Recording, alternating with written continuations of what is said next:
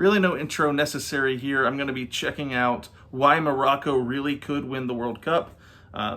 He's going to break down some of the tactics of how Morocco plays and why they've been doing so well in this tournament. I know that their defense is stellar. Nobody's been able to score on them in this World Cup, and so we'll see what goes. Here we go. Morocco are in the semi-final of the World Cup. They're the first African country to ever do that. It's amazing. They're really good. But are they good enough to win the entire World Cup? I say yes. Or maybe anyway. I'm going to tell you how they play and why I think they're so good and what they do so well. Because Morocco is not a team you expected to be this far into the tournament, are they? Definitely not. Unless you're very smart. Now, what Morocco do very well is play without the ball. So the ball is quite important in football. You're supposed to get the ball into the goal. That is that's the main thing you're supposed to do in the game, right? So what you need to do is that. What Morocco do is that very efficiently, but by making sure that the opposition never gets a chance to do it themselves. So how do Morocco play? How do they do it? Well, they've got some good players individually. Mazraoui and Hakimi are two of the best fullbacks in the entire tournament. They get really high and wide to support the attacks. Then you've got Amrabat, this midfield general, ball-winning midfielder. In the middle of the pitch here, he breaks everything up and gets the ball away. That's what he does. And you've got Amla and Unahi, very competent midfielders. Saïss and Agard have been excellent at centre-back. Then you've got wingers like Boufal, he's played for Southampton. They can play wide and come inside the pitch to hurt teams in the final third. Ziyech has been brilliant in this tournament as well. Then Nesri is just... So, pausing it right here, this is a 4-3-3. The 4 being the defenders back here. Mazraoui and Hakimi are fullbacks, and from what I understand, they're going to play not just at the back on defense, but they're also going to be moving pretty far down the field in the attack. But they are the defensive line, and then you have Amrabat playing in that little triangle here. He's playing at the back of the midfielders. So those are three players right there, and then your 3 forwards, within Nesri being the striker, but you have the left forward and the right forward over here. I think I'm understanding that all right, but please enlighten me in the comments if I've made a mistake. But just trying to understand how their offense moves. 4-3-3. The striker who can leap very high and score goals with his head or his legs. Very important. The goalkeeper is also good. So what you get is a team that plays in a 4-3-3 in attack. This is the 3 you see like this, with overlapping fullbacks. In defence, where they're best, it's a 4-1-4-1. So a line of 4 across the defence, with Amrabat anchoring in the middle. Between the lines, it's another line of 4 as the wingers come back in to form that. And Nesri's job is to leave the ball where Morocco want. They're in charge without the ball. That's what they do. Only Costa Rica have had the ball less than Morocco in this tournament. They have a 31.6% of average possession. It kind of goes to show you they don't need the ball to win. This is what they do because they're best here. So they win with when teams want to build up, they'll obviously push their wide players forward, try and stretch the pitch, put a striker through the middle. But what they never get is a chance to have their winger 1v1 with a fullback, because Morocco always have players back to help out. If Hakimi has, a player to deal with on this right-hand side, what you'll get is Ziyech will come back to join in. Very tactically disciplined, both wingers, really, really good defensively. They do all the things that are expected of them. So these guys will double up here. Then you might get the opposition fullback will join in to try and form a 2. But what you get is Gerd will come across, Amrabat will join in as well, it's behind him, and Unahi will come across as well. So it's a total overload. There's no way for the opposition to really get a ball into the box, and if they do, there's so many players back, they head it away. So what happens with opposition teams is they get to this area, they're suddenly locked in 1v1 with a great fullback, with a winger supporting, with another player in here to drop to make sure that doesn't really happen. Amrabat's waiting to stop anyone trying to get in behind as well. So the ball ends up getting horseshoed around, so they go back and forward and back and forward, and then they just can't get the ball in the box. There's no space between lines. They're overloading every time that the ball gets... Whenever they're trying to get around the edge to get into the box, they're overloading that side, cutting that off completely, and they have numbers on you. You know, it's like 5-3 over there. And so then you have to the only thing you can do is force the ball backward to the other side, and they're just going to they're going to keep cutting you off anytime you try to advance the ball. Suffocating. Interesting. Get the ball through them, so teams can't score. They just can't score. In fact, since the manager's taken charge of Morocco, they conceded 1 goal, and that goal was an own goal. They're really, really good at stopping chances into the box. They're not lucky. This is all by design. So that's one thing they do, right, with this back four and the midfield lines here, blocking teams so they can't get forward. But another thing they do, it's very clever, is they stop the team from being able to play the way they want in their own build-up phase. So if you have a team building from the back, as Spain did, so they'd have 2 centre-backs, a right centre-back and left centre-back, and Sergio Busquets is the pivot player. So the pivot player is the one they want to put everything through because he can see where the next pass should go to get them into the next phase of play. But Nesri, in the Spain game, for example, was always blocking the pass into him. So if the ball was right side, they wouldn't be able to pass into Busquets because Nesri was always screening him, making sure the ball couldn't go to that way. Same on the left side, always screening. He's not tight to a defender, he's not tight to Busquets, he's just stopping the pass go in there. So the ball has to go wide, and then you get in the situation where you're 1v2, v3, v4, so they can't get anything. That's how they do it. It's they're really, forcing really, the ball really into that overload. They don't press high, they just lead the team the way they want to, and then when the ball turns over, that's when they break. And then you've got Ziyech goes forward, Hakimi goes forward, Mazraoui, Boufal, and then Nesri.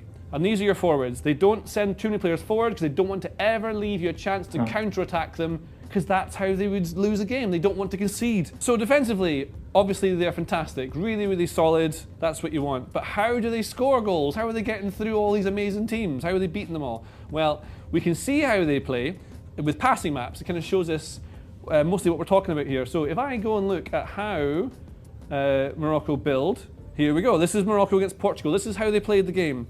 Really deep and defensive. Players getting touches mostly in their own half. You see they focus mostly on the wide areas, the right side, which makes sense because you've got Hakimi and Ziyech. But look how close together all these guys are. El Yamek came in because Agard was injured for that game. So this is what you see.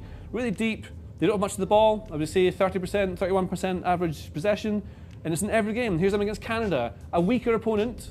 And then still, they're very deep. A bit more space between them now, more counter-attacking when they can. Only score on counter-attack? Very flat, very deep, that's what you see. Against Spain, who had about 190% possession, again, really deep. Nothing that Spain can really do because they're building out really slowly, keeping it nice and tight. They're not in the opposition half. And for context, for how this should look if you're trying to be an attacking team, this is how Morocco look in this game. This is how Spain look. Look at the difference. The line is so high, it's basically in Morocco's half. Everyone's in Morocco's half, but they're mostly blocked at this midfield point because this is where the block comes in. So they can't get past it. Just pass, pass, pass, pass. Totally control. There you go. That's Morocco. Nice and deep. Spain, completely different. That's what you see. And when they get the ball, another thing they do is they switch play. So they switch play so that when it turns over, they switch to someone who's spare on the far side, then that player carries it up the pitch, and then Morocco can move up. So what you'll get, obviously, like we say, the wingers will go wider, Boufal and Ziyech. So it might be that they start on this side of the pitch with Ziyech or Hakimi, who'll switch the play to the person who's free on the wide left, maybe Mazraoui, and then the players will start to move up the pitch. So Boufal will go from out to in as Mazraoui gets up to top here. He's also injured for the semi-final. That's a big loss for Morocco. So then what you get is the players move forward. Amala, Unahi, Amrabat always anchoring, making sure they are not in trouble. Hakimi will go forward. Once, say Ziyech gets the ball as well, it's a trigger. So if Ziyech gets the ball, Hakimi starts to go up because he knows that he can go forward when Ziyech drops into these midfield positions, so then he can switch the play. That's what they do a lot. So Ziyech, Nesri, Boufal. So Gerd and Saiss, the 2 centre-backs, they don't push up. So what a lot of teams will do is when they're in the attacking phase, they'll push everyone into their own half. That's what Spain did. You see, you push everyone up and you squish the pitch like this. But of course, that leaves a lot of space in behind for a counter-attack. So the ball turns over, the team can get in that space in behind. Morocco don't do that. Even when they're attacking, they leave players deeper. You'll notice this if you watch them. They've always got players slightly deeper so that if there was a turnover, they have to run at these players and then they can be shown a certain way. So say the ball turns over, this player wants to start going forward in a straight line. He can't because a girl will be in his way, so he wants to go out wide. He'll be pushed out wide. Then they go out wide. Everyone else can get back at the time they've done this. And by the time they get to the ball in the wide area, once again, brilliant. It's brilliant defense to stop them from being able to play. They're absolutely brilliant at defending. That's what they do. Now the other thing, right? They are very good defensively, and it makes sense when they go forward tactically what they do and how the players move around. But they are genuinely really good. It's a good team unit. Like, it's been built well. It's superbly well coached. And if you look at the goal they scored against Portugal, this for me is one of the goals of the tournament, if not the best one that's been scored. It's not individual magic. It's an entire team goal. Only Hakimi, one of the midfielders, and the left-sided centre-back don't touch the ball in this move from back to front. And this is meant to be a very defensive underdog team. But look at this, right? Centre-back goes to goalkeeper. Goalkeeper fires it into Amrabat, the defensive midfielder, who drops in between the lines to be able to receive the ball. He's becoming a pivot player here, even though he's a defensive ball-winning midfielder. He gets the ball, then he turns and fires a brilliant pass between the lines. That's a line-breaking pass from deep, past this first line of press from Portugal. He goes all the way in to one of the midfielders who's a bit deeper here. Now, what you see is while the centre-back splits, Hakimi, the right fullback, starts to push up. And you can do that because Ziyech has pulled out from right wing into the midfield position. So that's what you want him to do. He does that. So then you've got Ziyech as the right winger in midfield. You've got a left fullback, right fullback, starting to creep up the pitch. This ball just takes out 1, 2, 3, 4, 5, 6 Portugal players. One pass. It's brilliant. Then that player drops back in because he can't really turn. There's no one up to really support him. He turns around, comes back in. Ziyech is still here. The ball comes into Ziyech. Then that thing we're talking about, the switch of play. So Ziyech takes it, turns onto his left, and then you've got a player spare on the left, a player spare on the left. So they fire the ball out to the left. That's the switch of play that they always make. They've gone from defence into the attacking phase really quickly. It's about 3 passes, clever play, great execution of the passes. Then you've got the fullback joining in to swap with the winger Boufal on the left. So the fullback's pushed up, Boufal's come inside. What you've got now is Nesiri is the striker. One of the midfielders is pushed up. So they have 2 midfielders, number 8 here, and I think it's number 15, I think, right? So the 15's pushed up to be level with the striker. So they've got 2 forwards pushing that defensive line back. So there's room in the middle for these midfielders to play. Players between lines, that's what you want. Morocco keep going. They bring the ball through from the midfield. So now rather than a line-breaking pass, this is a line-breaking run, carries the ball past another 2 Portugal players, and again, they're putting them into real trouble really quickly. So they come forward, that's them changing the phase of play. The fullback is now starting to move. Like, this is going to be a trouble because he's spare on this left-hand side, nice and wide. Ball comes out to this side here. Then what you get is the fullback and the winger are in dialogue with each other. They're helping out so they can try and either get the ball into the box from a wide position, or they can come inside the pitch and do something from inside here. But what happens is the ball goes out wide, the fullback crosses in, and then you've got a midfielder at the near post. You've got En-Nesyri, the striker, at the far post. Hakimi's between the lines. Ziyech between the lines. Another midfielder between the lines. Look at this.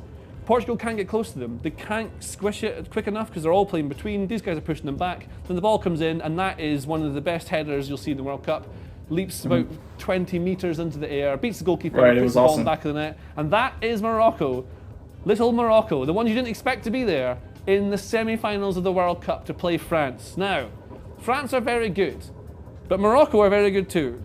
And the thing is that France will send players forward, Morocco won't let them play, and if they can stop Mbappe from getting through them with that really impressive defending style and blocking the play into their midfielders, there's no reason why they can't do exactly the same thing against France as they did against Portugal, as they did against Spain. It's a really good team, they're not there on luck, this is all merit. I really like them, and that's why I think Morocco are genuinely good enough to win the entire World Cup. And if you enjoy that analysis, do please subscribe to our channel, that would be wonderful. Enjoy the semi-finals.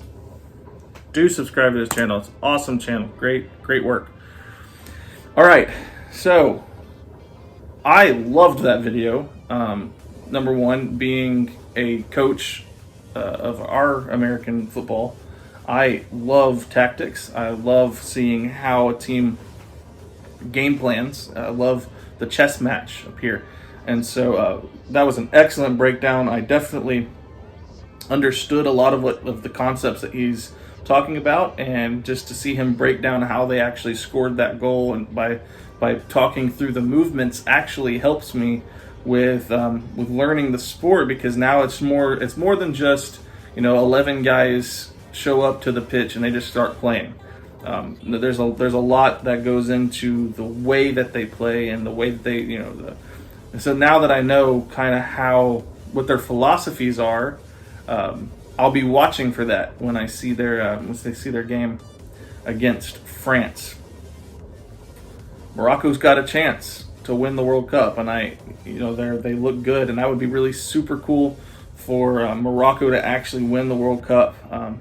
Team that you did not expect to be there, but here they are. Great stuff. If you like what you saw in this video, please think about subscribing to the channel. We're almost to 10,000 subscribers. That's blowing my mind. Thank you guys so much for all the subscriptions, and your commenting, and your subscribing. That was redundant. Anyway, join the channel. Be a member. It's nice. I'll see you guys in the next video.